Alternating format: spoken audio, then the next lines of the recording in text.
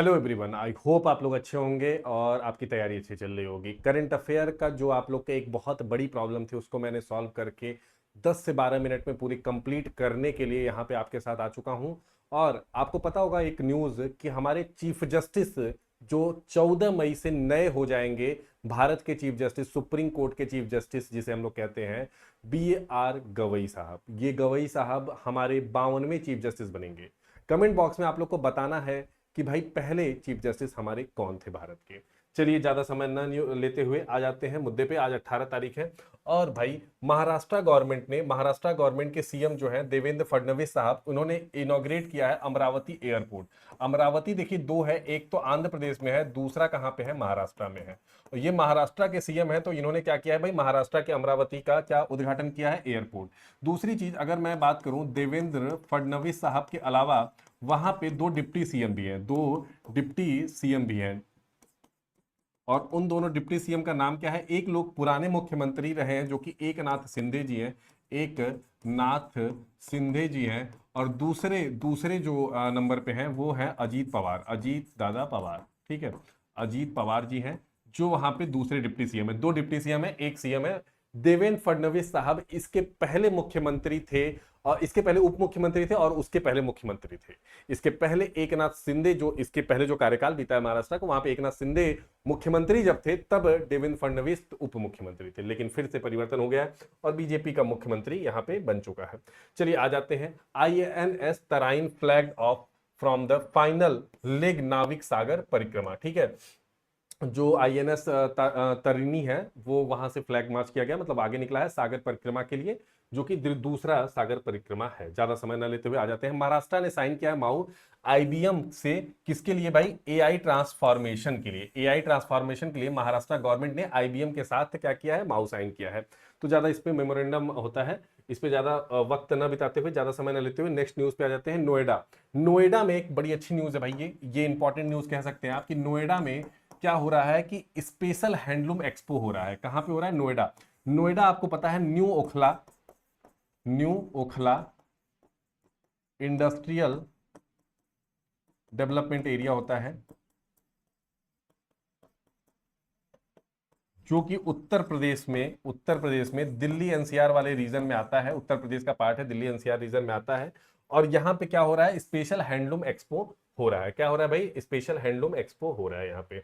चलिए अगले न्यूज पे आ जाते हैं। जुडिशरी से रिलेटेड है, वक्फ बोर्ड से रिलेटेड। आपको पता है कि हमारे यहाँ एक संविधान संशोधन हुआ है जिसके तहत वक्फ बोर्ड को हम लोगों ने पूर्णतः खत्म करके माना है कि उसको कहीं ना कहीं एक मतलब कह लीजिए कि ये बिल लाया गया है ताकि जो वो प्रॉपर्टी थी ना उसका सही से इस्तेमाल हो सके, कुछ चंद लोगों के हाथ में पावर न रहे, उस चीज के लिए ये चीज की गई है। लेकिन उस पे सुप्रीम कोर्ट ने बहुत 100 से अधिक याचिका आ जाने की वजह से उस पे इक्विटी को संतुलित करने के लिए कमेटी और कुछ सूत्र बनाए हैं। अभी इस पे कार्यक्रम चल रहा है, 100 से ज्यादा याचिका आ गई हैं, उस चीज पे कार्यक्रम अभी चल रहा है। वक्फ बोर्ड के बारे में एक बार डिटेल, जब एक बार पूरा जुडिशरी का फैसला आ जाएगा तो मैं इस पे डिस्कशन भी करूंगा और आप लोग को बहुत सारी चीजें इस पे बताऊंगा भी। चलिए आ जाते हैं भाई अगले न्यूज पे।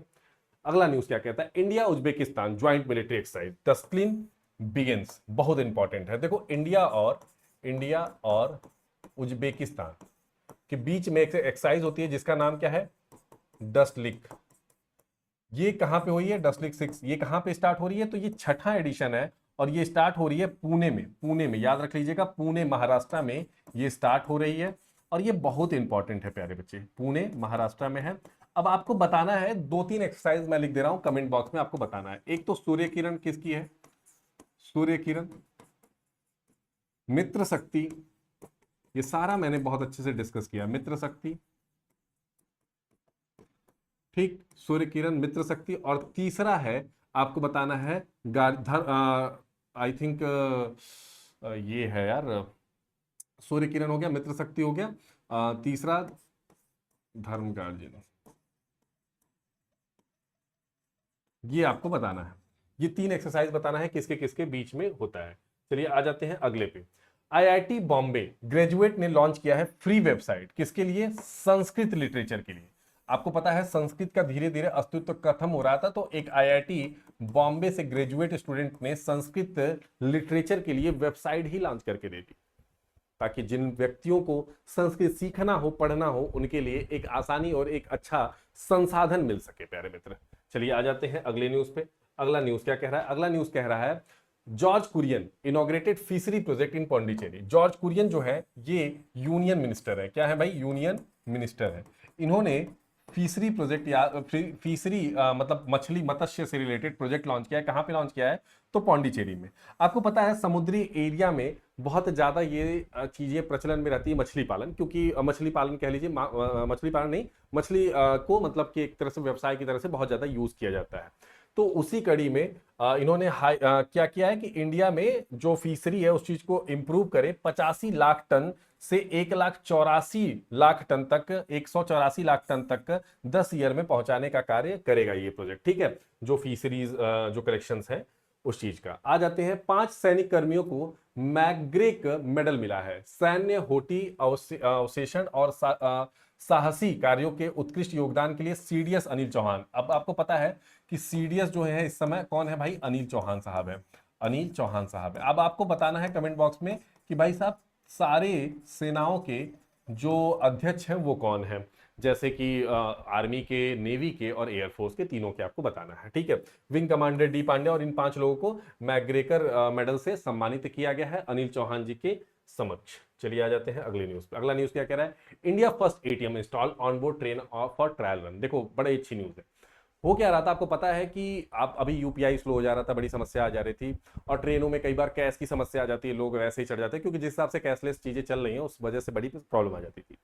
तो अब ट्रेन में भी आपको एटीएम मिलेगा, और ये ट्रायल बेसिस पे पहला शुरुआत किया गया है एटीएम, जो कि मनमाड़ CSMT, मनमाड़ जो कि आपको पड़ता है शिरडी के पास में, जो कि नासिक के पास में पड़ता है, मनमाड़ CSMT पंचवटी एक्सप्रेस महाराष्ट्र में ये ट्रायल में स्टार्ट किया गया है, जिसमें कि एटीएम लगा दिया गया है ताकि इन केस किसी को उस समय पे कैश निकालना हो रेलवे में अंदर जब वो सफर कर रहे हैं, तब के लिए उनके लिए प्रॉफिटेबल होगा, उनके लिए इजीली एक्सेसिबल होगा प्यारे मित्र।